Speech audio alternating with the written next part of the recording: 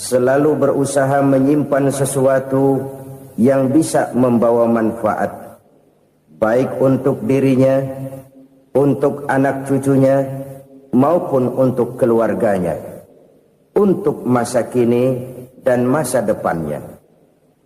Kadang simpanan itu berbentuk uang, kadang berupa tanah, lain saat berbentuk pabrik, dan lain sebagainya. Sementara masa depan yang paling pasti adalah akhirat. Jika untuk masa depan dunia kita rela memeras keringat, membanting tulang, pergi pagi dan pulang petang, menyimpan uang, menyimpan tanah, menyimpan pabrik, pernahkah kita merenung jika satu saat kiamat datang, kita dibangkitkan dari kubur masing-masing, berdiri di padang mahsyar untuk mempertanggungjawabkan seluruh kegiatan hidup kita di dunia ini, lalu kita akan menuju ke alam akhirat. Sudahkah kita mempunyai simpanan untuk akhirat kita? Pada pertemuan kali ini saya ingin menyampaikan sebuah hadis di mana Rasulullah sallallahu alaihi wasallam bersabda, "Arba'un min kanzil jannah." Simpanan sorga ada 4 macam. Yang pertama, ikhfa'us sadaqah, menyembunyikan sedekah. Saudara-saudara kaum muslimin, sebagaimana yang kita maklum bahwa Allah Subhanahu wa taala melebihkan sebagian rezeki dari kita terhadap yang lain. Ada yang kaya, ada yang setengah kaya, ada yang miskin, ada yang setengah miskin, dan selanjutnya. Ada yang gajinya kecil tapi penghasilannya gede. Ada yang penghasilannya gede tapi nggak punya gaji. Ada juga yang memang gajinya gede dan penghasilannya gede. Kelebihan rezeki merupakan sunnatullah dan tidak harus membuat kita merasa lebih dari yang lain. Bahkan sebaliknya, kelebihan itu harus membuat kita ringan tangan untuk menolong mereka yang memang memerlukan pertolongan. Kalau saudara diberikan ilmu, maka pertanyaan akhirat cuma satu: ilmumu kau amalkan untuk apa? Kalau saudara diberikan umur yang panjang, pengadilan akhirat juga bertanya satu: umurmu kau habiskan di mana? Tapi kalau saudara diberikan harta, pengadilan akhirat akan bertanya 2: hartamu kau dapat dari mana? Kau belanjakan kemana? Dari mananya ditanya, dan kemananya juga ditanya. Oleh karena kita akan dimintakan pertanggungan jawab, maka amanah yang bernama harta ini harus kita gunakan dengan sebaik-baiknya. Ada penggunaan yang merupakan kewajiban, itu zakat namanya. Ada penggunaan yang sewaktu-waktu, itu infak namanya. Ada yang lebih sewaktu-waktu lagi, dan itu sedekah namanya. Zakat dia terikat oleh haul dan nisab, oleh putaran batas waktu dan ukuran dari harta itu sendiri. Sedangkan infak terikat oleh situasi dan kondisi perekonomian seseorang. Sedangkan sedekah tidak terikat dengan apapun. Dalam kondisi seperti apapun kita bisa melakukan sedekah dengan yang terkecil sekalipun. Sampai-sampai Rasulullah sallallahu alaihi wasallam mengajarkan, la tahqiranna minal ma'rufi syai'an walau an talqa akhaka biwajhin talik. Atau ada hadis, tabassumuka fi wajhi akhika laka shadaqah. Senyumanmu kepada temanmu adalah sedekah. Jadi untuk melakukan sedekah tidak harus dalam berbentuk uang. Dengan ilmu kita bisa sedekah, dengan tenaga kita bisa bersedekah, dengan pikiran kita bisa bersedekah, bahkan senyum kepada teman itu pun sedekah. Jadi kalau sedekah dengan uang memang belum punya uang, nyengir aja banyakin. Itu asal pada tempatnya, jangan lalu ketemu tiang listrik cengengesan. Tentu tidak pada tempatnya dan tidak wajar. Nah, sedekah yang paling dicintai Allah adalah sedekah yang disembunyikan. Artinya, jauh dari sifat riya. Kan kadang-kadang ada orang sedekah itu disebutkan namanya. Apa tidak bagus? Kalau memang niatnya ikhlas, ya bagus-bagus saja. Untuk memberikan sugesti kepada yang lain. Si Fulan bin Fulan nyumbang sekian, diumumkan. Boleh kalau niatnya untuk memberikan rangsangan kepada yang lain supaya dia menyumbang lebih besar dari orang tadi. Tapi kalau itu mendatangkan riya, maka sedekah yang paling dicintai Allah adalah sedekah yang disembunyikan. Tangan kiri saja tidak tahu apa yang diberikan oleh tangan kanan. Sedekah yang dilakukan dengan ikhlas akan merupakan perbendaharaan surga, tersembunyi dari pandangan orang lain, tidak seorang pun tahu. Karena memang sikap yang baik adalah melupakan kebaikan dan mengingat kesalahan. Itu salah satu ciri orang bahagia. Orang yang selalu mengingat kesalahannya dan berusaha melupakan segala kebaikannya. Kalau dia akan ada kebaikan, dia tidak bisa ikut, dia merasa rugi karena dia merasa belum pernah berbuat baik. Tapi kalau akan melakukan kesalahan baru, dia ingat kesalahan yang sudah-sudah, sehingga terhalang baginya untuk melakukan satu kesalahan baru. Demikianlah saudara-saudara, bahwa Allah melebihkan rizki sebagian kita dari yang lain, agar terjadi tolong-menolong dalam kehidupan ini. Jadi kesenjangan yang nature, kesenjangan yang alami, itu sunnatullah. Ada yang kaya, ada yang miskin, ada yang kelas menengah. Nah, kenapa lalu sekarang kita berusaha mengentaskan kemiskinan? Oleh karena adanya kesenjangan struktural. Kalau yang kaya bisa semakin kaya, kenapa yang miskin tidak bisa naik jadi ikut sedikit kaya? Sebab pada dasarnya Islam adalah agama yang sejak turunnya sudah berupaya memerangi kemiskinan. Bahkan dikatakan kemiskinan itu mendekatkan kepada kekufuran. Orang kalau miskin udah dekat banget sama kafir. Gampang menjadi kafir. Berapa banyak saudara-saudara kita yang oleh karena soal perut, oleh karena soal materi, terpaksa meninggalkan dan menanggalkan akidahnya. Menjual petunjuk yang diberikan Allah dengan kesenangan dunia yang cuma sebentar ini. Na'udzubillah, thumma na'udzubillah. Jadi makin kita sembunyikan satu sedekah, semakin banyak perbendaharaan kita di surga. Sedekah yang paling dicintai Allah adalah sedekah yang disembunyikan.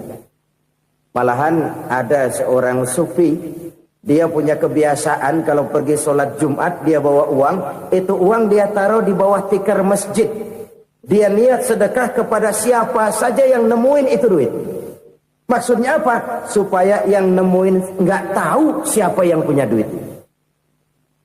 Demikian dia saking ingin menyembunyikan sedekahnya. Karena sifat riya itu bisa memakan amal kita sendiri. Riya itu termasuk menyebut-nyebut kebaikan kita. Orang yang suka nepuk dada, sedikit-sedikit ngitungnya kalau nggak gua. Tuh kalau nggak gua tuh yang belah situ, kalau nggak gua. Iya kalau nggak lu kenapa emang? Orang yang suka menepuk jasad, tuh biasanya memang begitu saudara-saudara. Kalau perang lagi berkecamuk, orang nggak sempat ngaku jadi pahlawan. Tapi begitu perang selesai, yang kagak kenal bedil ngaku pahlawan, mas. Itu sesuatu yang biasa. Oleh karenanya, orang-orang yang ikhlas dalam bersedekah, disembunyikannya sedekah itu, Allah cinta betul. Malahan ada hadis memberikan jaminan, inna sedaqatal mar'il muslimi tazidu fil umri wa tadfa'u mitatas su'i. Sesungguhnya sedekahnya seorang mukmin tazidu fil umri, bisa menambah umur panjang. Wa tadfa'u mitatas su'i, dan menyelamatkan manusia dari mati secara su'ul khatimah.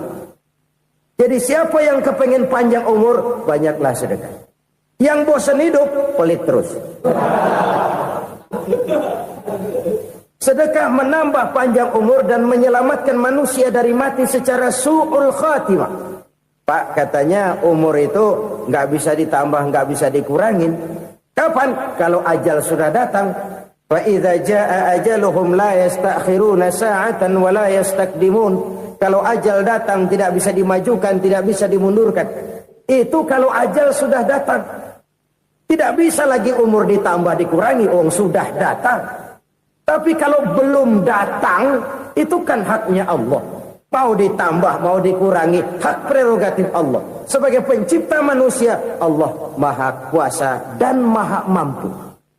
Sedekah ini menambah panjang umur dan menyelamatkan manusia dari mati secara su'ul khatimah.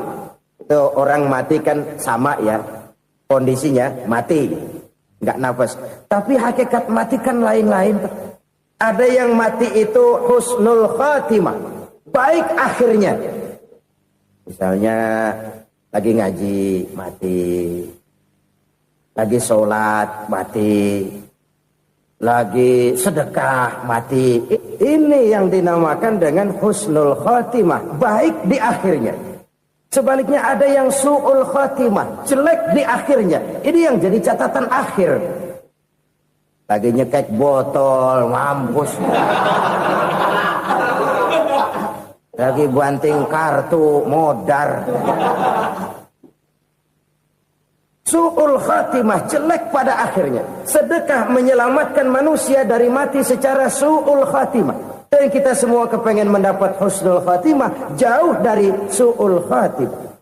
Oleh sebab itu yang bisa menyelamatkan kita dari penyakit itu antara lain adalah sedekah yang disembunyikan, yang dikerjakan dengan ikhlas karena Allah, tidak karena kepengen dipuji orang, tidak karena ingin dikatakan orang pemurah. Sebab orang dermawan itu orang yang memberi tanpa harus diminta. Kalau masih harus diminta, ya belum dermawan namanya, masih harus diminta. Kalau nggak diminta ya tulus, lolos, polos. Saudara-saudara kaum muslimin rahimakumullah. Harta adalah amanat dan akan kita pertanggungjawabkan. Allah melebihkan rizki sebagian kita dari yang lain agar kita saling tolong menolong, bantu membantu. Nabi janjikan, siapa yang meringankan beban saudaranya muslim di dunia, Allah akan meringankan bebannya di akhirat nanti. Sebuah jaminan dari baginda Nabi. Si orang yang kita bantu barangkali tidak bisa membalas, Allah yang akan membalas lewat jalan lain yang tidak pernah kita sangka-sangka. Ada orang tanya, Pak, ini ada orang nyumbang masjid sambil marah-marah, bagaimana? Saya bilang sumbangannya aja ambil, marahnya jangan. Marahnya jangan diambil, itu urusan dia. Saudara-saudara kaum muslimin rahimakumullah. Umat Islam ini kan umat yang punya potensi besar. Kadang kita merenung, kenapa kadang-kadang pembangunan masjid kok lambat sekali? Kalau hotel hari ini peletakan pertama, bulan depan peresmian. Supermarket hari ini peletakan batu pertama, minggu depan peresmian. Tapi kalau sudah yang namanya masjid, kadang-kadang peletakan batu pertama sekaligus jadi batu terakhir. 3 tahun, 4 tahun, campur nebar jalak di jalanan, duit dijaring kayak ikan sepat. Apa tidak ada orang Islam yang kaya? Banyak. Apa tidak ada pengusaha muslim yang jadi konglomerat? Ada. Lalu yang belum banyak itu yang komit terhadap nilai-nilai agamanya. Akhirnya kita jatuh jadi umat yang lemah. Belum ada pengusaha konglomerat muslim buka pabrik supermi cap beduk misalnya umpamanya atau pabrik kecap cap sorban supaya identitas keislamannya sedikit kelihatan. Kita jatuh jadi umat yang lemah karena potensi tidak terinventarisir dengan baik. Kita ini ibarat kompor yang cuma matengin nasi orang lain. Potensi kita dimanfaatkan oleh orang lain. Ukhuwah Islamiyah kita baru terbatas kepada silaturahmi. Ukhuwah di bidang ekonomi kita lemah. Ukhuwah di bidang kebudayaan kita lemah. Apalagi ukhuwah di bidang politik kita lebih rapuh lagi. Padahal ukhuwah itu adalah totalitas kehidupan manusia, menyangkut ipolexosbud, memerlukan nilai-nilai ukhuwah.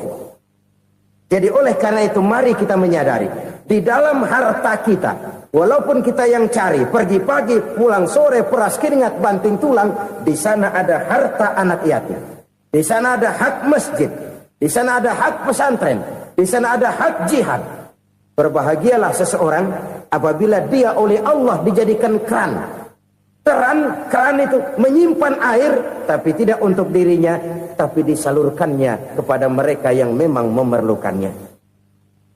Saudara-saudara kaum muslimin rahimakumullah, ini yang pertama. Jadi perbendaharaan surga adalah menyembunyikan sedekah. Orang lain nggak tahu, kita pun nggak pernah ngitung-ngitung. Kita anggap lewat begitu saja, padahal itu deposit akhirat. Satu. Yang kedua, perbendaharaan surga itu apa? Wa kitmanul musibah, menyembunyikan kesulitan. Kadang orang takut menghadapi kesulitan, tapi makin kita merenung, hidup ini kan sebenarnya urusan. Takut sama urusan, ya jangan hidup. Tandanya orang hidup itu kalau punya urusan. Urusan melupakan problem. Problem sering menimbulkan kesulitan. Kesulitan bukan untuk ditakuti, tapi untuk diatasi dan dicarikan jalan keluarnya. Siapa sih orangnya yang nggak pernah sulit-sulit? Makin tinggi status sosialnya, makin gede urusannya. Makin tinggi kualitas imannya, makin berat tingkat kesulitannya. Cuma memang yang namanya enak itu seperti pelangi. Biang lala itu nggak pernah di atas kepala kita, di atas kepala orang melulu. Lo sih enak lo, kata kita. Dia juga bilang, yang enak kan lo. Pelangi itu nggak pernah di atas kepala kita. Kata tukang beca, aduh enak ya naik Mercy. Kata tukang beca, apa yang di dalam mobil Mercy? Aduh enak bener tukang beca, di jok ngeringkuk ngorok pulas bener. Saya kamar pakai AC, sejuk, tempat tidur sutra, empuk, alga, spring bed, kulak kulik, nggak bisa pulas kalau belum minum Valium, belum tidur. Enak bener tukang beca, di jok ngorok nggak tahu wetan kulon.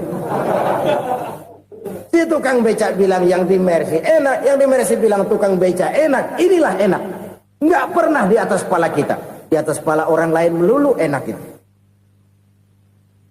Nah, saudara-saudara, yang merupakan perbendaharaan surga itu orang yang bisa menyembunyikan kesulitan, baik pribadi ataupun rumah tangga. Nih terutama rumah tangga yang jadi soalnya. Kadang-kadang kita ini kalau senang, sebaliknya kalau senang kita diam, kalem aja, cuek. Banyak banget duit kita bawaan, diam aja udah. Malah ketemu orang takut. Tapi begitu susah, sekampung tahu. Padahal Nabi mengajarkan perbendaharaan surga itu menyembunyikan musibah, menyembunyikan kesulitan. Kalau enak, cerita sama orang-orang. Kalau nggak enak, rasain sendiri, tekan sendiri, atasin sendiri. Kita kan sebaliknya, tenang kita diam, asal lagi susah, paling tidak kita nyari teman buat cerita kesusahan. Siapa orangnya yang nggak pernah susah? Cuma soalnya bagaimana kita mengatasi kesusahan itu sendiri. Begitu juga misalnya kalau orang sudah berumah tangga, itu orang tuanya harus menjadi tempat dia cerita yang enak-enak saja. Yang nggak enak rasain berdua, selesaikan berdua, atasin berdua. Jangan dibalik. Asal senang diam, giliran susah saja. Maknya laporan. Terbalik. Bisa menjaga security informasi. Maka nama bayam keluar diem, malah seluitan. Enak amat lo makan daging ayam. Security informasi. Saudara-saudara kaum muslimin rahimakumullah. Ujian yang terberat itu yang pernah diberikan kepada para nabi, para rasul, para aulia, para ulama. Makin tinggi keimanan, makin berat bentuk kesulitan. Ayo saya kemukakan satu contoh saja. Ada seorang nabi yang kaya, nabi kaya, namanya Nabi Ayub. Iblis kalau orang begini kan keki, ibadahnya rajin, kaya. Nih yang kayak begini susah digodain. Kalau ibadahnya rajin, miskin, kali bisa disogok. Sini imannya mantap, ibadahnya rajin, kaya, nabi lagi. Tapi namanya iblis, nggak kurang akal. Laporan, Tuhan, kenapa Les? Ya ini bahasa saya, bahasa Qur'annya sih nggak gitu. Itu hambamu yang namanya Ayub, dia rajin ibadah cuma karena dikasih kaya aja. Coba kasih miskin dia, berhenti dia sembahyang. Ah, kamu bisa aja. Saya tahu Ayub itu hambaku yang ikhlas. Saya buktiin Tuhan, silahkan. Dibuktiin lah, iblis turun ke alam ini. Yang mula-mula dia lakukan, dia rusak sawah ladang Nabi Ayub. Dia binasakan binatang ternak Nabi Ayub. Sehingga dalam waktu singkat, jatuhlah Nabi Ayub dari orang paling kaya, jadi orang paling miskin. Beliau masih ibadah di mihrab dalam masjid. Datang iblis. Saudara Ayub, ya. Lagi ngapain? Ibadah. Nyembah Allah, nyembah Allah. Oh, percuma. Kenapa? Tuhan yang ente sembah nih, dia udah bikin miskin ente. Sawah ladang ente hancur lebur, binatang ternak binasa. Sekarang ente jadi orang paling miskin. Ngapain nyembah Tuhan kayak begitu? Tekor. Udah berhenti dah ibadah, berhenti ibadah. Ini iblis sama Tuhan laporannya lain, yang dikerjakan kepada Nabi Ayub juga lain. Benar begitu iblis, kata Nabi Ayub. Iya, sawah ladang saya habis, buras. Binatang ternak saya binasa, binasa. Saya miskin, bangpak. Apa jawab Nabi Ayub? Bukan innalillahi, ya, ini hebat. Alhamdulillahillazi a'tani wa akhadha minni. Segala puji bagi Allah yang telah memberikan harta kepada saya dan sekarang mengambilnya lagi. Alhamdulillah. Allah yang ngasih, Allah yang ambil. Itu mah urusan Allah. Iblis cuman ibadah jalan terus, sujud lagi Nabi Ayub. Iblis seleher gondok banget. Dasar Nabi nggak mempan dia apa-apain. Miskin malah alhamdulillah. Allah yang ngasih, Allah yang ambil. Jadi kalau kita tidak komit, kita tidak terikat kepada kaya, miskin, senang, susah, apa yang bisa bikin kita susah? Jadikan kekayaan, kemiskinan, jadikan senang, susah sebagai anak buah yang bisa kita atur. Jangan kekayaan ngatur kita, jangan kemiskinan ngatur kita. Kita yang harus mengatur mereka. Senang, susah, kaya, miskin, bahagia, sengsara, jadikan itu anak buah yang bisa kita atur. Kalau sekarang kita kaya, lain saat boleh jadi kita miskin, semiskin-miskinnya. Allah yang ngasih, Allah yang ambil. Tenaga mana yang bisa menghalangi? Ibadah jalan terus. Iblis makin gondok. Dasar Nabi loh. Akhirnya apa? Nabi Ayub dikerjain, diberikan penyakit. Demikian fatal penyakitnya. Bayangin, udah miskin, sakit. Masya Allah. Miskin, sakit. Sakitnya nggak lama, kira-kira 16 tahun. Istrinya 3, 2 mental minta ceraiin. Ngerawatin laki bengek begini. Senang belum tentu, susah udah pasti nih. Cerai aja, cerai dah. Cerai. Tinggal satu Siti Rahmah yang setia menemani beliau. Sesetia-setianya hati perempuan. Satu saat Siti Rahmah bilang, "Bang, iya, abang kan Nabi, Bang. Lalu, namanya Nabi kan doanya jarang meleset, Bang. Maksud kamu minta kenapa sih sama Tuhan biar abang sembuh baik dah, Bang?" Siti Rahmah, iya. Saya sakit berapa tahun sih dah? 16 tahun, Bang. Sebelum ini saya sehat berapa tahun? Ya kira-kira 60 tahun, Bang. Nah, coba ente banding-bandingin, Rahmah. Saya dikasih sehat 60 tahun. Dikasih sakit 16 tahun. Sudah nggak sabar. Mau doa kepada Allah minta sembuh. Saya malu. Malu kepada Allah. Diuji dengan yang luar biasa seperti ini, tidak mengganggu stabilitas kehambaannya. Dia tetap menghamba kepada Allah Subhanahu wa ta'ala. Saudara-saudara kaum muslimin rahimakumullah.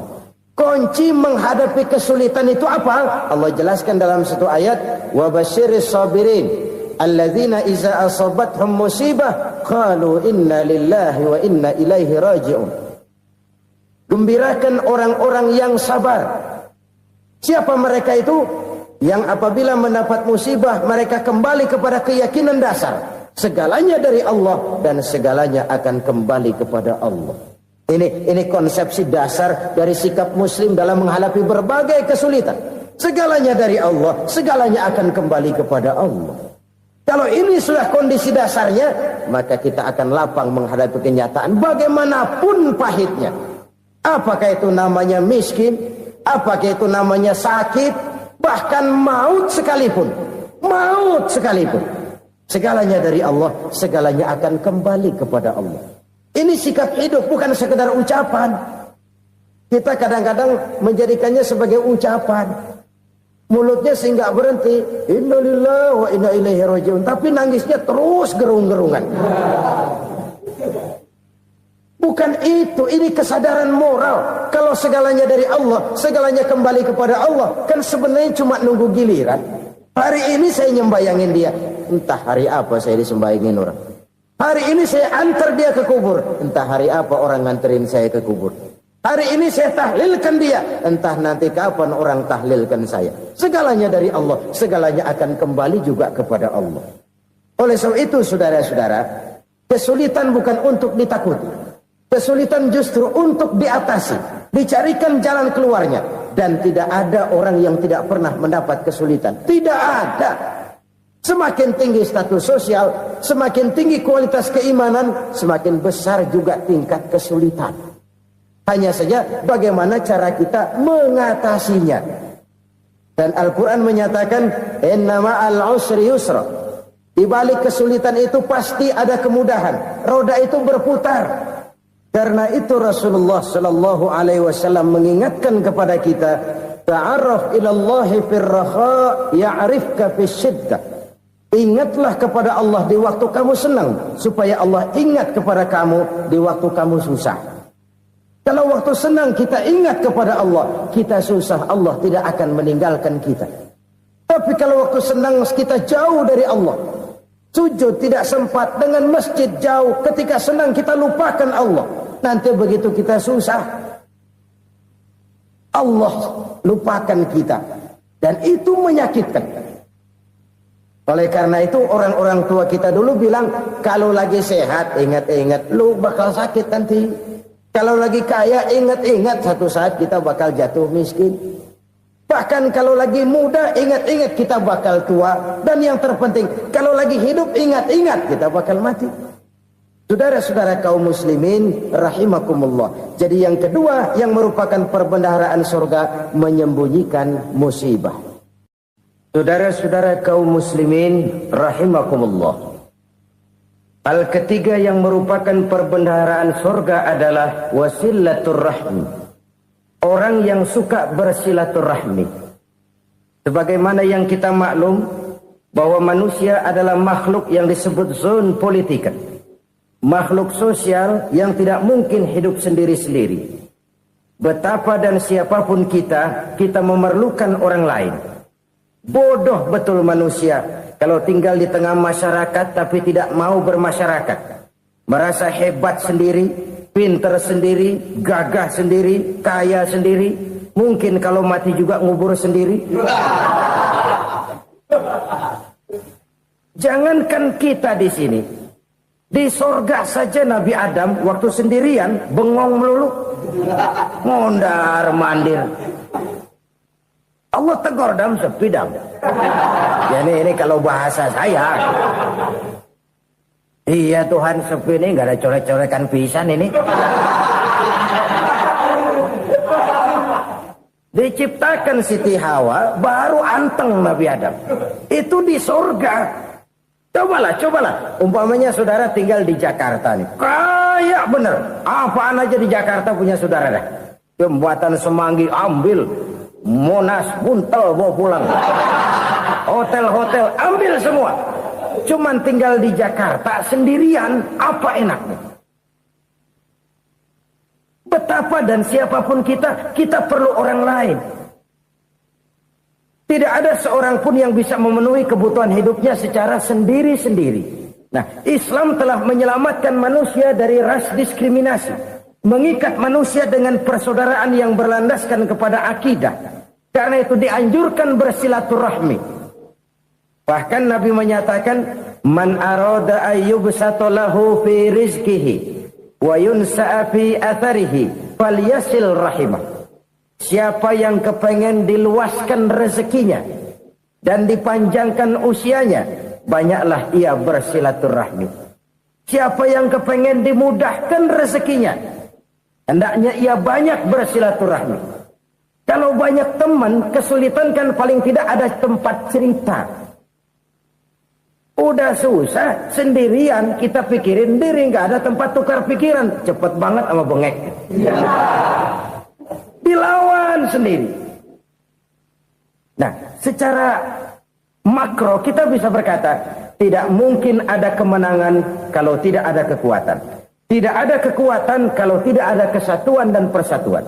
Tidak mungkin ada kesatuan dan persatuan tanpa semangat silaturahmi. Kalau umat Islam mau menang, dia harus kuat. Kalau umat Islam mau kuat, dia harus bersatu. Kalau umat Islam mau bersatu, dia harus membudayakan silaturahmi ini. Bahkan sampai-sampai kata Nabi, kalau bisa cari nilai tambah. Apa? Silman qata'ak. Bersilaturahmilah kau kepada orang yang marah denganmu. Masya Allah, indahnya ajaran agama kita. Orang yang marah pun kepada kita, kata Nabi, kalau bisa bersilaturahmilah kepadanya. Kepada orang yang marah itu. Di situ nilai tambah. Cuman jujur nih hadis, ngucapinnya gampang, ngamalinnya yang berat banget. Orang marah sama kita, kita disuruh silaturahmi, ada apa malu? Lu marah, ada gue marahan lagi. Gue pikirin. Saudara-saudara kaum muslimin rahimakumullah. Tapi ini yang diajarkan, bahkan ini yang dicontohkan oleh baginda Rasul. Bagaimana begitu mudah? Misalnya satu saat Abu Jahal ini ngatur strategi bagaimana bikin Muhammad celaka. Dia gali lubang di depan tempat tidurnya. Dia tutupin daun korma. Terus dia panggil seseorang, ke sini. Kasih tahu Muhammad, pamannya sakit keras, minta ditengokin. Berangkat orang ini ke sana. Muhammad, labbaik. Pamanmu sakit keras, dia minta ditengokin. Baik, saya akan datang menjenguk beliau. Berangkatlah Nabi ke rumah Abu Jahal tanpa prasangka apapun. Abu Jahal udah pasang setil, selimut 3 rangkap setengah dipakai, persis kayak orang meriang. Tapi sembari ngintip dari balik selimut, begitu Muhammad buka pintu, nah masuk perangkap nih. Muhammad jalan menuju tempat pembaringan. Makin lama makin dekat, makin lama makin dekat, makin dekat ke lubang yang dipasang oleh Abu Jahal itu. Dalam hati Abu Jahal, terus dah jatuh, mampus dah lu ini. Mampus lu hari ini nih. Apa yang terjadi? Malaikat Jibril datang. Muhammad, pamanmu cuma pura-pura sakit. Di depan tempat tidurnya ada lubang perangkap supaya kamu jatuh ke situ. Sudah, kamu pulang. Balik kanan Nabi. Sudah hampir jatuh ke lubang, balik kanan, pulang. Bayangin kecewanya Abu Jahal. Muhammad dikit lagi, Muhammad dikit lagi. Enggak paman, saya pulang aja. Emosi bangun dari tempat tidur, enggak sadar kalau lagi pura-pura sakit. Lompat ngejar Nabi, dia lupa dengan lubang yang dia gali. Serak, nyemplung sendiri ke dalam lubang.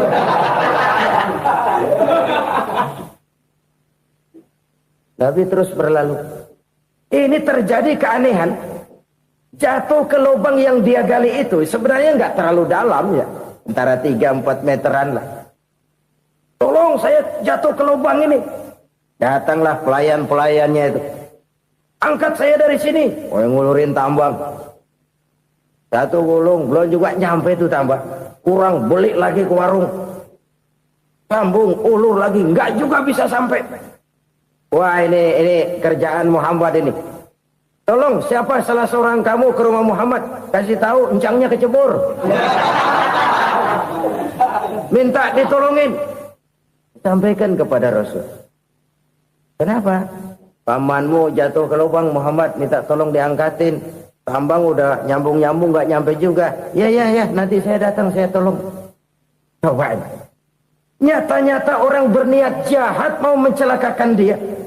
Datang dia menolong. Ini yang disebut air tuba dibalas air susu ya ini. Bukan sebaliknya. Air tuba dibalas air susu. Paman, kecebur ya? Iya Muhammad, tolong ini. Pegang tangan saya. Nabi ulurkan tangannya. Nyampe. Dipegang oleh Abu Jahal. Diangkat ke atas. Sampai atas. Apa kata Abu Jahal? Sihirmu memang hebat Muhammad. Udah ditolongin dikata sihir. Yang enak kita kemplang kan itu orang begitu. Urusan apa? Tapi inilah akhlak. Kalau bisa kamu bersilaturahmilah dengan orang yang marah kepadamu sekalipun. Orang marah kita tetap baik. So, kalau kita berbuat baik sama orang yang memang baik, rasanya sih biasa-biasa aja. Orang baik kita baik lagi, ya draw aja, belum ada nilai tambah di situ. Baru ada nilai tambah kalau kita bisa berbuat baik kepada orang yang nyakitin kita. Itu namanya kita setingkat di atas dia. Dia sakitin kita, kita berbuat baik sama dia. Dia pelit sama kita, kita baik sama dia. Dia marahin kita, kita deketin dia. Di situ kita punya nilai tambah. Jadi siapa yang ingin diluaskan rezekinya kata Nabi dan dipanjangkan umurnya, hendaklah ia banyak-banyak bersilaturahmi. Sederhana sebenarnya silaturahmi, tapi silaturahmi membangkitkan semangat kesatuan dan persatuan. Kesatuan dan persatuan melahirkan kekuatan. Dalam matematika 1 ditambah 1 pasti 2. Tapi di tengah masyarakat 1 orang takut ditambah 1 orang takut, hasilnya jadi 2 orang setengah berani. Kenapa setengah berani? Karena udah berdua. Tadi pan takut sendirian. Kalau dia kumpul turu-turu takutlah jadi berani. Kita yang lemah, kita yang tidak berdaya, kita yang miskin, kalau mau kompak bersatu, apa yang nggak bisa kita kerjain? Apalagi tinggal di kota besar, pilihan cuma 2. Bertahan atau minggir. Bertahan atau minggir. Untuk bisa bertahan harus mampu bersaing. Untuk mampu bersaing harus punya keahlian. Keahlian harus ditunjang dengan pendidikan. Ditambah oleh kekompakan sebagai umat. Udah miskin mencar mulu, orang injak kita. Orang nggak pandang urusan apa malu. Oleh karena itu silaturahmi pada hakikatnya merupakan ruh dari ukhuwah yang diajarkan oleh agama kita. Bagaimana Islam menyelamatkan masyarakat manusia dari ras diskriminasi, mengikat manusia, dan tidak ada persaudaraan yang lebih indah selain persaudaraan yang diikat dengan nilai-nilai akidah. Sepanjang orang di jalan Allah, itulah saudara kita. Keluar dia dari jalan Allah, selesailah persaudaraan sampai di situ. Karena itu, kalau ingin menyimpan sesuatu di surga, banyaklah bersilaturahmi. Datang ke rumah ini, datang ke rumah itu, dan lain sebagainya. Itu simpanan kita di akhirat nanti. Ini yang ketiga. Saudara-saudara, yang keempat, perbendaharaan surga itu apa? Wa qawlu la hawla wa la quwwata illa billah. Ucapan la hawla wa la quwwata illa billah. Ibadah kan ada yang berat, modalnya besar. Bangun masjid berat, modalnya besar. Bangun rumah sakit berat, modalnya besar. Ada ibadah yang berat, tapi modalnya ringan. Misalnya puasa. Puasa itu berat, mengendalikan nafsu. Kalau sekedar nggak makan nggak minum sih enteng, mengendalikan nafsu. Itu jihad terbesar. Tapi kan modalnya ringan, cuma niat saja. Ini ibadah berat, modalnya ringan. Ada ibadah yang ringan, modalnya juga enteng. Seperti termasuk ucapan la haula wa la quwwata illa billah. Tanpa sadar, la haula wa la quwwata illa billah. Nyelengin tuh di surga. Nyelengin, kita nggak terasa. Nyelengin simpenan akhirat. La haula wa la quwwata illa billah. Nyimpan lagi. Kaget, la haula wa la quwata illa billah, nyimpan lagi, banyak simpanan. Walaupun sebenarnya yang dimaksud di sini adalah kesadaran batin bahwa tidak ada daya dan kekuatan kecuali Allah. Itu intinya. Kita memulai pekerjaan disunahkan baca bismillah, kan begitu. Apa itu? Kesadaran moral Bahwa ini saya bisa kerjakan. Saya kerjakan ini dengan menyebut nama Allah. Kenapa? Kalau Allah tidak memberikan daya dan kekuatan, mana mampu saya kerjakan ini. Maka saya kerjakan ini dengan menyebut nama Allah. Bismillah. Kesadaran moral. Manusia hanya wajib berusaha, tapi nggak pernah wajib berhasil. Banyak hal-hal yang kalau kita renungkan secara rasio nggak mungkin. Tapi jadi kenyataan. La haula wa la quwata illa billah. Tidak ada daya dan kekuatan kecuali bagi Allah semata-mata. Kesadaran moral akan kelemahan dan keterbatasan makhluk bernama manusia. Kadang kita kagum dengan otak, tapi kita sering lupa sama yang bikin otak. Padahal bagaimanapun hebatnya otak, yang bikin otak pasti lebih hebat dari otak. Nggak percaya, silahkan otak-otakan. Inilah kecenderungan. Kita kagum dengan pesawat-pesawat mutakhir, bukan main, besi gede banget terbang itu. Alangkah hebatnya. Lalu apa yang bikin otak tidak lebih hebat dari itu semua? Kita puji laut. Apa yang bikin laut tidak lebih hebat dari laut itu? La haula wa la quwata illa billah. Tidak ada daya dan kekuatan kecuali Allah. Apa yang bisa kita lakukan? Kalau tidak karena daya dan kemampuan yang diberikan oleh Allah kepada kita. Lahirlah sikap tawadu, rendah hati. Tidak melonjak menjadi angkuh dan sombong. Sadar akan kelemahan dan keterbatasan diri. Sebagai makhluk yang diciptakan oleh Allah subhanahu wa ta'ala. Jadi satu sisi ini ucapan yang berpahala. La haula. Jadi wiridan. Pada sisi lain ini kesadaran moral. Sikap mental, kesadaran batin, bahwa yang punya daya dan kekuatan itu cuma Allah. Kita nggak pantas untuk sombong, sebab sombong itu pakaiannya Allah. Kita nggak sedang pakai pakaian Allah, kegedean. Dan makin kita renungi, makin terbentur. Apa sih yang bisa kita sombongin? Kita mau sombong apa? Kaya? Pintar, itu kan semua relatif. Di atas langit masih ada langit lagi. Jadi oleh karenanya, marilah kita menyadari. Manusia hanya wajib berusaha, tapi tidak pernah wajib berhasil. Yang berusaha saja tidak wajib berhasil, apalagi yang tidak berusaha. Islam bukan agama orang pemalas yang selesai sholat lalu enggelohom, enggelenggem ayem-ayem. Tapi Islam bukan agama orang sombong yang setelah berusaha lalu tidak memerlukan Allah. Kita bisa saja bikin proyeksi, tahun sekian kita bakal panen besar menurut perhitungan otak. Tapi ada kejadian lain. Apa? Tikus ngambek. Habis itu dimakanin tikus, panen gagal. Proyeksi rasional gagal oleh tikus-tikus yang ngambek itu. Bisa saja terjadi. Tahun depan kita panen besar, urung. Kenapa? Musim panas panjang. Dan sekarang ini koran-koran bikin berita musim mengalami penyelewengan. Bukan cuma manusia yang nyeleweng sekarang. Musim pakai nyeleweng. Mestinya kan musim hujan udah selesai, masih hujan-hujan juga. Musim. Nah sekarang kita boleh bikin proyeksi, kita bakal panen besar. Tahu-tahu musim panas panjang, sawah retak, air kering. Cari teknokrat yang paling botak, suruh pendekin tuh musim panas. La haula wa la quwata illa billah. Inilah kesadaran moral. Saudara, saya teringat satu saat ada seorang konglomerat. Umurnya ya kira-kira 70-an. Suatu saat dia ditanya oleh wartawan, Pak, umur Bapak berapa sih? Ya paling 10 tahun. 10 tahun? 10 tahun? Anak Bapak berapa orang? Satu saja? Satu. Harta Bapak berapa? Ya paling-paling bangsa 7 juta kali. 7 juta? Iya. Pak, kenapa Bapak bohongi saya? Bapak punya buku biografi. Koran-koran, majalah-majalah banyak memuat cerita riwayat hidup Bapak. Saya tahu umur Bapak 70. Kenapa bilang cuma 7 tahun?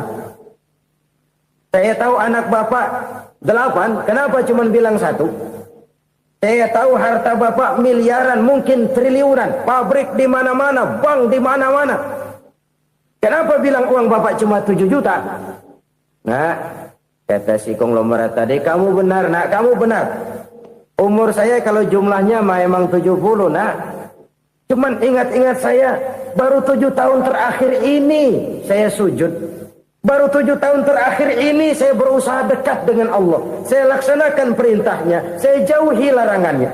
7 tahun inilah rasanya yang ada nilainya di hadapan Allah. Yang 63 tahun matong, kelabu, kelem umur gue. Habis untuk maksiat, untuk munkarat. Maka ketika ditanya tadi, umur saya 7 tahun itu. Oh begitu Pak. Oh iya. Lalu anak Pak. Anak bapak kan 8. Kenapa bilang cuma 1? Nah, kalau jumlah hitungannya memang anak saya 8. Tapi dari 8 orang ini rasanya cuma 1 nih. Yang bakal jadi buah hati, belahan jantung. Pelanjut cerita, penerus sejarah. Bakal jadi anak soleh yang akan mendoakan saya. Cuma 1 rasanya anak saya nih yang bakal jadi buah hati saya. Besar-besaran saya. Yang akan mendoakan di kubur saya. Yang akan mendoakan di akhirat saya. Yang 7 orang mana? Masya Allah, yang atu tenggeng, yang atu nyekek botol mulu, yang atu nggak karu-karuan. Makanya saya bilang 1 anak saya yang akan bisa mendoakan saya. Oh begitu Pak. Iya. Nah harta Pak, harta bapak kan triliunan, pabrik bapak di mana-mana, uang bapak hampir di tiap bank-bank besar. Kenapa bilang cuma 7 juta? Betul kau nak. Harta saya kalau jumlahnya memang miliaran, triliunan mungkin. Tapi yang saya ingat baru 7 juta tuh yang saya belanjakan di jalan Allah. Saya nyumbang masjid, saya santuni yatim piatu, saya bantu pembangunan pesantren, saya bantu pembangunan rumah sakit Islam. Itu yang akan saya bawa pulang ke akhirat, yang 7 juta itu. Yang triliunan itu nanti akan diperebutkan oleh anak-anak saya sebagai waris saya. Jadi harta saya 7 juta itu yang bakal nemenin saya di akhirat. Yang akan saya bawa pulang jadi teman saya. Saudara-saudara kaum muslimin, jangan-jangan orang tua itu adalah kita-kita ini. Jangan-jangan kita-kita ini adalah orang tua itu. Jangan-jangan itu potret dari diri kita masing-masing. Dari sekian umur yang diberikan Allah, berapa tahun yang ada nilainya di hadapan Allah? Dari sekian anak-anak yang merupakan amanah, berapa yang akan mendoakan kita sebagai orang tuanya menjadi anak soleh? Dari sekian banyak harta yang diberikan Allah, berapa yang akan kita bawa pulang menghadapnya nanti, yang kita belanjakan di jalan Allah? Ini sebuah potret kehidupan. Karena itu kita kembali kepada la haula wa la quwata illa billah. Kita wajib berusaha, kita wajib berikhtiar. Selebihnya, segala daya dan kekuatan hanya milik Allah saja semata-mata. Satu kesadaran batin dari setiap pribadi muslim. Setelah ia berusaha dan berikhtiar, ia menyerahkannya kepada Allah Subhanahu wa ta'ala. Jadi, satu sisi ini merupakan wiridan ucapan yang mengandung pahala. Pada sisi lain, ini merupakan sikap batin dari seorang muslim di dalam ia menghadapi realitas kehidupan ini. Saudara-saudara kaum muslimin, rahimakumullah. Kalau ini kita jadikan satu basis kehidupan, maka ini akan menyelamatkan manusia dari kemungkinan tergelincir menjadi orang yang lupa diri dan lupa darat. Sebab itu Imamul Ghazali berpesan, jadidis safinah fa innal bahra amiq, wa khuziz zad fa inna safara ba'id, wa khaffifil hamla fa innal hamla sadid. Perbarui selalu kapalmu karena lautan sangat dalam. Bawa bekal yang banyak karena perjalanan ini sangat jauh.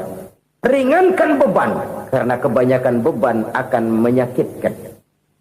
Alangkah indah kalimat ini, alangkah dalam makna yang terkandung di sana. Perbarui selalu kapalmu karena lautan sangat dalam. Apa artinya ini? Jaga mentalmu baik-baik. Pelihara imanmu baik-baik karena hidup penuh cobaan seperti lautan. Kita kalau berlayar di lautan kan kadang-kadang tenang, angin bertiup sepoi-sepoi basah. Jika malam datang bintang gemintang bertabur menghias cakrawala. Rembulan memantulkan sinarnya dengan indah. Dalam keadaan begitu berlayar enak. Tapi lain saat ombak menggunung, halilintar menyambar, angin topan bertiup.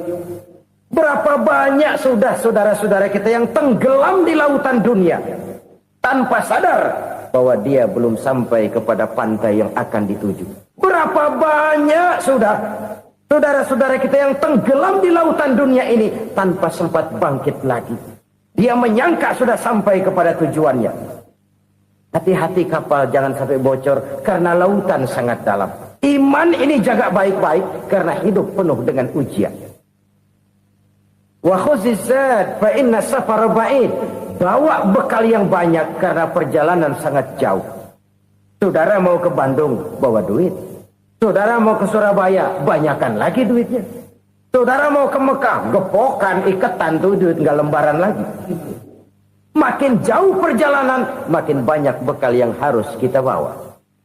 Kalau saudara dari Jakarta mau ke Surabaya, kagak bawa duit berangkat juga, itu sih bukan berani namanya, nekat. Sampai Surabaya belum tentu, sengsara di jalan udah pasti. Kenapa? Nggak bawa bekal berangkat. Sama juga kita nih, misalnya belum sempat sembahyang, mati.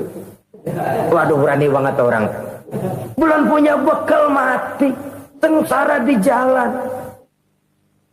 Atau bekal tidak cukup. Dari Jakarta saudara mau ke Surabaya, bawa duit 500 perak. Paling jauh Cikampek nyampenya itu. Paling jauh itu. Antara jauhnya perjalanan dengan bekal yang saudara bawa tidak seimbang. Hidup ini perjalanan panjang. A walking tour. Dimulai dari alam arwah. Sebelum jasad diciptakan, roh diciptakan lebih dulu. Dari situ pindah ke alam rahim. Dari alam rahim pindah ke alam dunia. Dari alam dunia pindah ke alam barzah. Baru menuju akhirat. Satu perjalanan panjang. Kalau bekal tidak bawa, sengsara di jalan. Bawa bekal yang banyak karena perjalanan ini sangat jauh. Wa khaffifil hamla, ringankan beban karena beban itu cuma akan menyulitkan. Kalau bekal itu sih keperluan, tapi beban nggak kita perluin, cuma ngeberat-beratin. Apa ini beban? Dosa. Kecurangan, kebatilan, kezoliman, ketidakadilan, kesewenang-wenangan. Itu akan jadi beban kita di akhirat. Alangkah celakanya, perjalanan panjang, bekal tidak bawa, beban kelewat banyak. Alamat sengsara di jalan. Pahala tidak ada, dosa berlipat ganda. Na'udzubillah, summa na'udzubillah. Kalau kita rangkum nasihat Al-Ghazali dengan kisah si konglomerat tadi, kita akan mengambil kesimpulan. Pertama, bekal terbaik dalam menghadapi gejolak kehidupan ini tidak lain adalah iman. Yang kedua, pahala dan dosa. Dua hal kontroversial. Pahala adalah bekal, dosa adalah beban.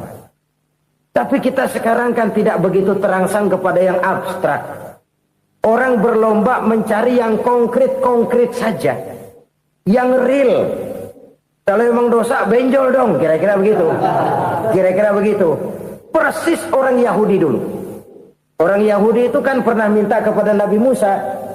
Ya Musa, lan nu'mina laka hatta narallaha jahrah. Musa, kami nggak bakal mau beriman kepada Allah kalau belum kami lihat Allah ada nongkrong di depan kami. Kalau memang Tuhan ada, taruh dong di depan kami. Mau yang konkret-konkret saja. Kalau memang dosa, benjol dong. Kalau memang pahala, berasa dong. Orang terangsang kepada yang real, yang konkret-konkret saja. Karena itu, untuk mengejar dosa, orang mau bayar. Tapi untuk mengejar pahala, walaupun tidak bayar, orang segan.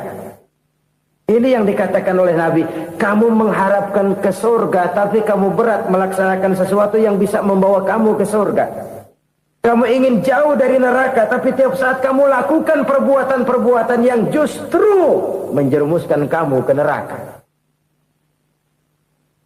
Idda'aitum an-najata minan nar wa ramaitum fiha anfusakum. Kamu ingin selamat dari neraka, tapi kamu lemparkan diri kamu ke neraka. Kamu ingin masuk surga, tapi berat sekali kamu melakukan perbuatan-perbuatan yang bisa menyampaikan kamu di surga. Saudara-saudara kaum muslimin rahimakumullah. Jadi hal keempat yang merupakan perbendaharaan surga adalah la haula wa la quwata illa billah. Satu sisi ini merupakan ucapan yang memperberat timbangan akhirat. Pada sisi lain ini merupakan sikap hidup seorang muslim. Kesadaran batin yang sangat dalam bahwa tidak ada daya dan kekuatan kecuali Allah. Dan itu kita simbolkan pada saat memulai pekerjaan dengan bismillah, dengan menyebut nama Allah. Satu kesadaran moral, saya hanya bisa melakukan ini karena diberikan daya dan kekuatan oleh Allah. Lahirlah sikap tawadu, rendah hati, tidak melonjak menjadi angkuh dan sombong. Saudara-saudara, sampai sini dulu jumpa kita kali ini. Semoga 4 perbendaharaan surga ini dapat kita lakukan, yang kelak akan merupakan bekal kita di kemudian hari nanti. Amin ya rabbal alamin. Bapak-bapak, ibu-ibu, saudara-saudara kaum muslimin rahimakumullah.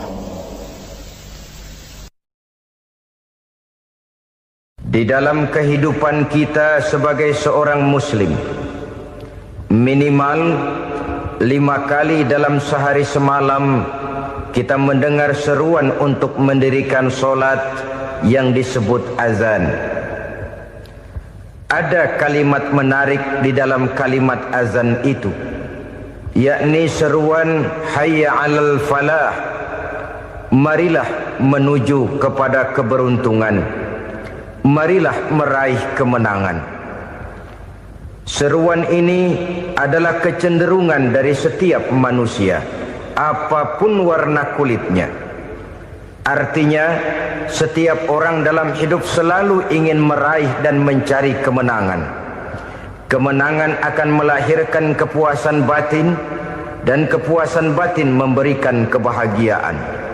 Sedangkan kekalahan melahirkan penderitaan batin, dan penderitaan batin menjerumuskan seseorang di dalam berbagai bentuk kerugian. Jikalau inilah seruan azan, maka masalahnya ialah apa yang menyebabkan kita meraih kemenangan. Al-Quranul Karim memberikan tuntunan dan ajaran kepada kita bahwa orang-orang yang memperoleh kemenangan itu tidak lain adalah orang-orang yang bertakwa. Hanyalah mereka yang bertakwa kepada Allah Subhanahu wa ta'ala pada akhirnya akan tampil sebagai pemenang. Lalu siapa orang yang bertakwa itu? Dijelaskan dalam awal-awal Al-Baqarah, orang yang bertakwa yang akan meraih kemenangan. Pertama, allazina yu'minuna bil ghaib, yaitu orang-orang yang beriman kepada yang gaib. Percaya bahwa ada alam yang gaib, alam yang abstrak, alam yang tidak bisa dijangkau oleh salah satu daripada panca indera kita. Mereka percaya dan beriman kepada adanya malaikat, beriman kepada adanya iblis dan jin, beriman kepada adanya alam kubur, beriman kepada adanya alam mahsyar, beriman kepada adanya alam akhirat, beriman kepada adanya surga dan neraka. Beriman bukan cuma sekedar beriman dalam ucapan bibir saja, tetapi beriman yang nilai iman itu mampu mewarnai gerak dan gaya hidupnya. Iman yang meresap sampai ke tulang sumsum, kemudian memberikan dampak positif di dalam kehidupan manusia. Alam, kita tahu, adalah sesuatu yang selain Allah, dan Allah bukanlah alam. Apapun namanya selain daripada Allah, itu adalah alam. Alam pada hakikatnya terbagi menjadi 2. Ada alam syahadah, alam nyata, alam konkret, alam yang bisa dijangkau oleh salah satu indera kita. Kemudian ada alam ghaib, alam yang tidak bisa dijangkau oleh panca indera kita, alam metafisika, alam abstrak, alam yang wajib kita imani keberadaannya. Kita percaya bahwa malaikat itu ada, Kita percaya kepada jin, bahwa jin itu ada. Kita percaya kepada adanya iblis dan setan. Bukan percaya kepada iblis dan setannya, percaya bahwa iblis dan setan itu ada. Itu termasuk salah satu daripada sifat orang yang bertakwa kepada Allah. Saudara-saudara kaum muslimin rahimakumullah, kecenderungan pembangunan yang lebih bersifat materialistis biasanya menggeser aspek kehidupan rohani. Orang berpikir empiri, dan dalam pola pikir yang demikian maka alam gaib tidak lagi mendapat perhatian. Aspek kehidupan yang bersifat rohaniah malah mulai ditinggalkan. Akibatnya terjadilah kepincangan di dalam kehidupan kita. Pernah ada satu pengalaman pribadi dalam perjalanan kembali ke tanah air. Dalam pesawat di sebelah kanan saya duduklah seorang Jerman namanya Heiner Simonsen. Iseng saya ajak kenal.